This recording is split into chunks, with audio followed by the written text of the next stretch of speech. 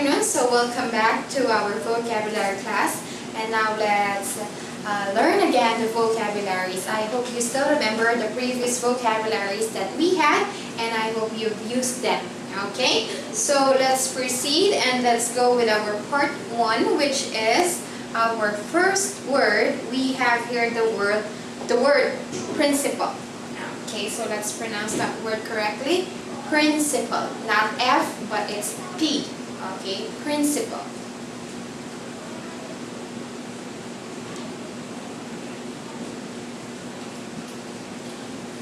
Okay, so principal here acts as our adjective. Okay, so it is used as an adjective. Okay.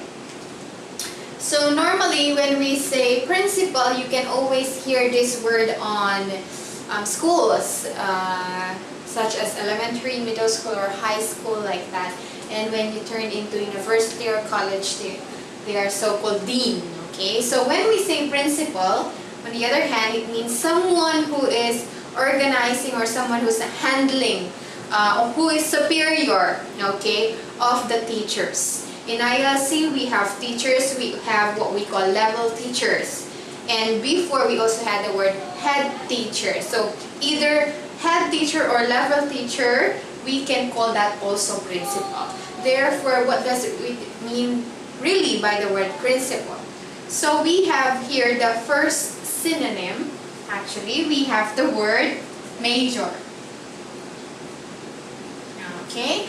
So major does not mean that it's about your courses, it's not about your subject that you're taking up in a university, but rather major mean here is big. Okay? Major means something that is huge, we call, right? So principal here and the word major go together. Okay? Next one, we also have the second synonym. We call it executive. Okay. So most of the time you can hear the word executive or executives on companies. Normally we call them CEO. So what do you mean by the word CEO? Okay. So when we say CEO, it is derived from the word Chief Executive Officer. Okay, so from the word executive here, and from the word also chief, actually there are two redundant words, right? Therefore, it means someone who is higher than the other employee. CEO corresponds from the word Chief Executive Officer. CEO, chief or executive, is also called a principal. However, CEO is more appropriate in terms of businesses or companies. Okay? And principal is more on schools. We also have the word head. Okay? Literally speaking, it's not about the head or the parts of the body or part of a body of a human, or rather an animal as well. But rather, head meaning is someone who is superior. Okay, so we have also the word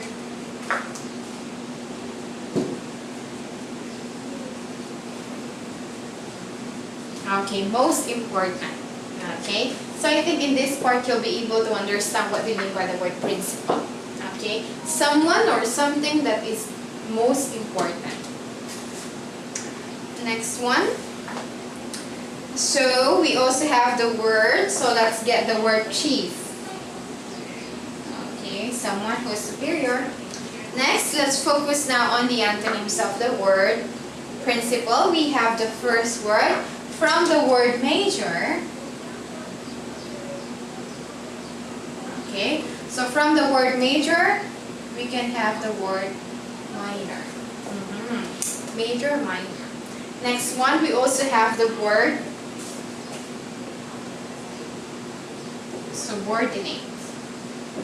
When we say subordinate, someone who assists the higher person. We are subordinating. In clauses, in grammar, we have independent clause and we have dependent clause. Dependent clause goes with the word subordinate. Okay? Next, we also have the word from the most important, simply add the word least plus the word important. Okay, so it became least important or less important, right? Next, we also have the word last. So in terms of position. Again, so when we say principal, it means a major, executive, head, most important, chief. The antonym of this word is minor. And subordinate, we also have the word least important and the word last. So let's focus now on this example. We have here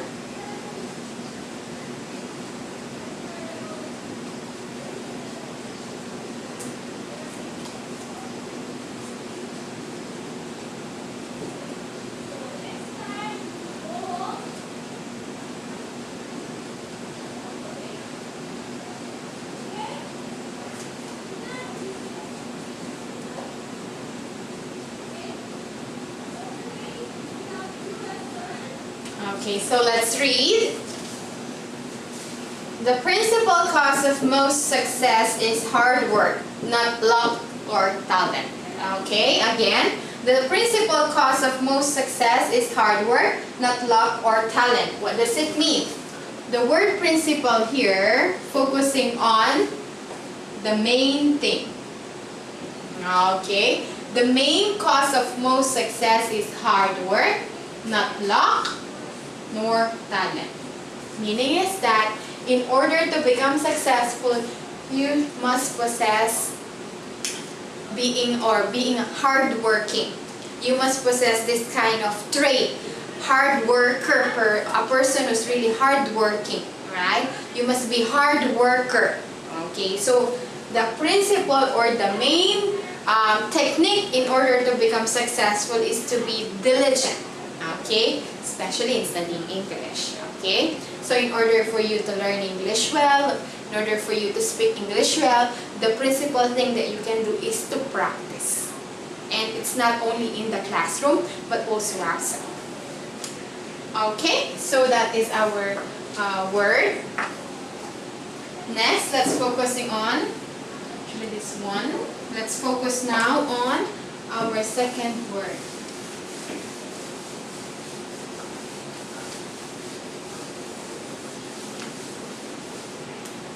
Our second word is the word solitary. Okay, so our second word in our book, we have it number 7. So on our second word is the word solitary. So solitary is an adjective. Okay, so what do you mean by the word solitary? Do you have any idea about this one? So when we say solitary, we mean to say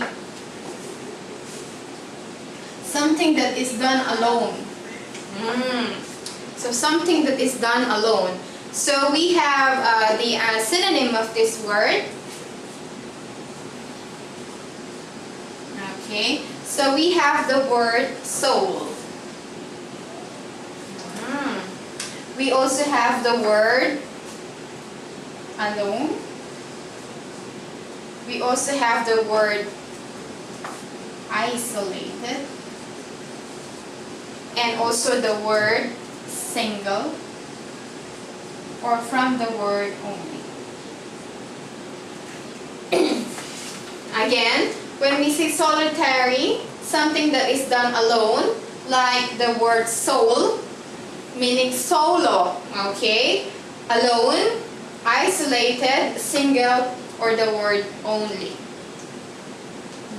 Are you a solitary person? So when we say solitary person, someone who's who preferred to be alone, to stay alone, and being outcasted in the group. Okay, in Korea you have this what we call term, right? When we say someone is alone, so very pitiful like that, right?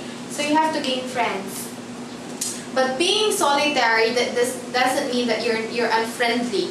Being solitary means you're giving time for yourself to reflect or meditate. You're giving yourself a reward to excuse from worries from people around you. Okay? So I hope you understand the synonyms and focus now on antonym.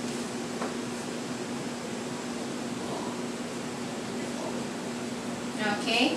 So the antonym of the word solitary is, we have the word, in solo we have of course the word group. Next we also have the word couple. Next one, pair. Next we also have the word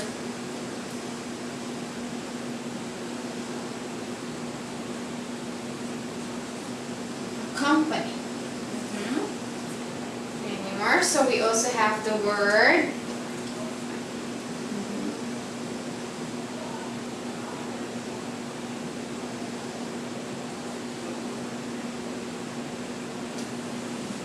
or the word friendly.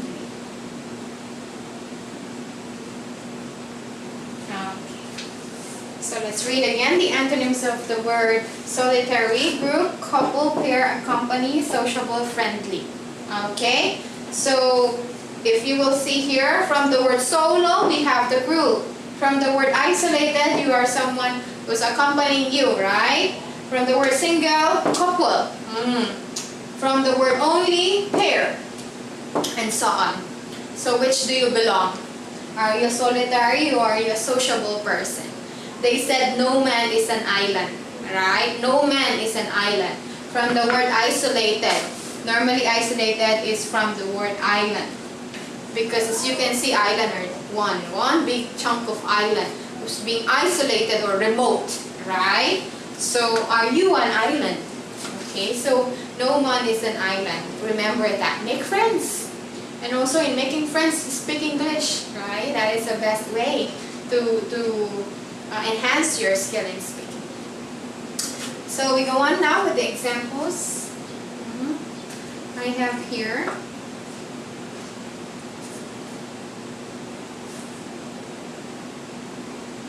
Melba looked forward to spending the evening in such solitary activities like reading,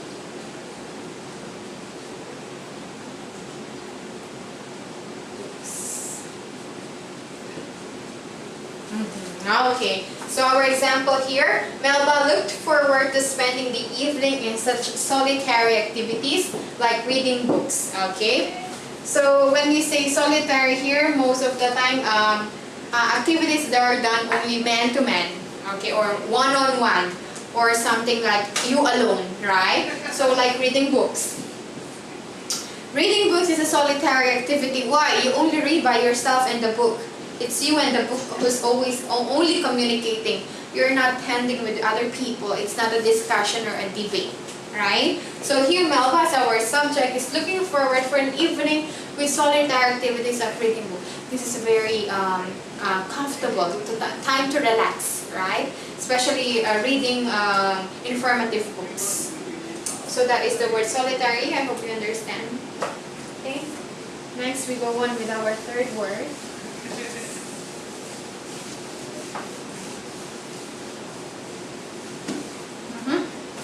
Our third word is the word suitable.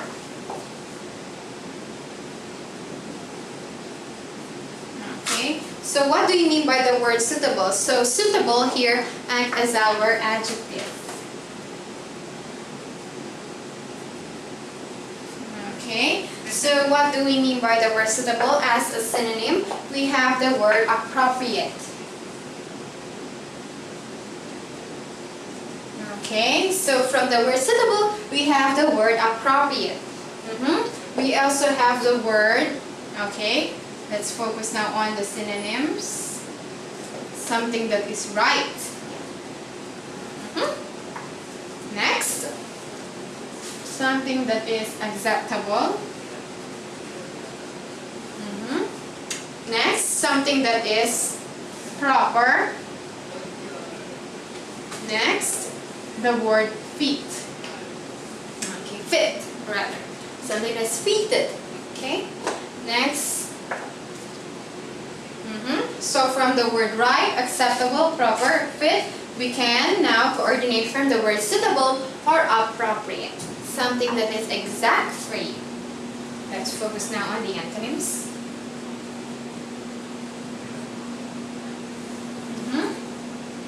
From the word appropriate, just add the prefix in plus the word appropriate. Next, the word right, we have the word wrong. Next, acceptable, inacceptable. Next, from the word proper, improper. From the word fit, unfit. So very simple, just put the prefixes and then you can have an antonym. So let's proceed now on the example.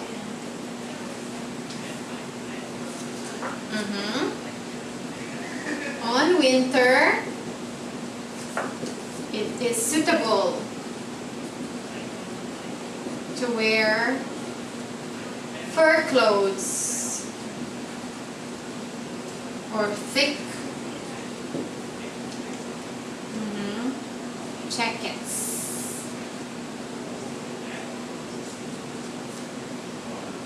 And a hot suit.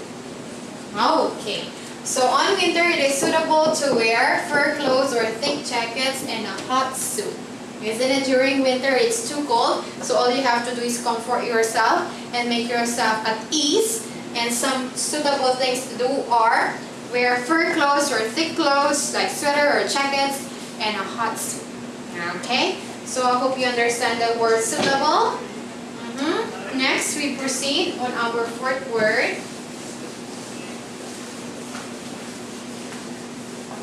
Next, we have here the word surplus. So normally we hear the word surplus on markets, something like that, right? So what do you mean by the word surplus? Actually, it is used as an adjective. So surplus means extra.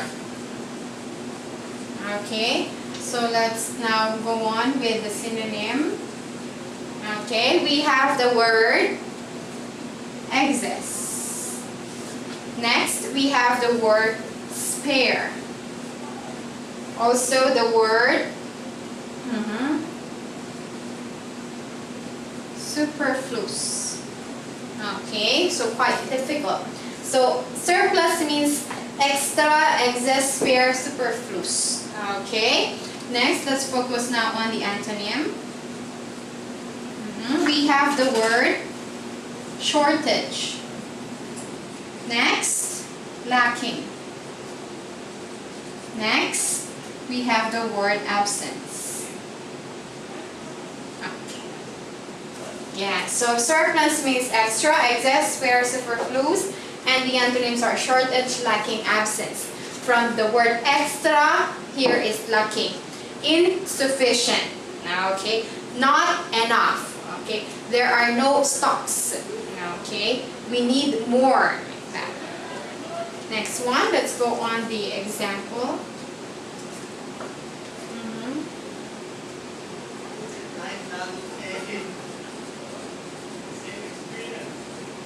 More and more restaurants are donating their surplus foods to homeless people.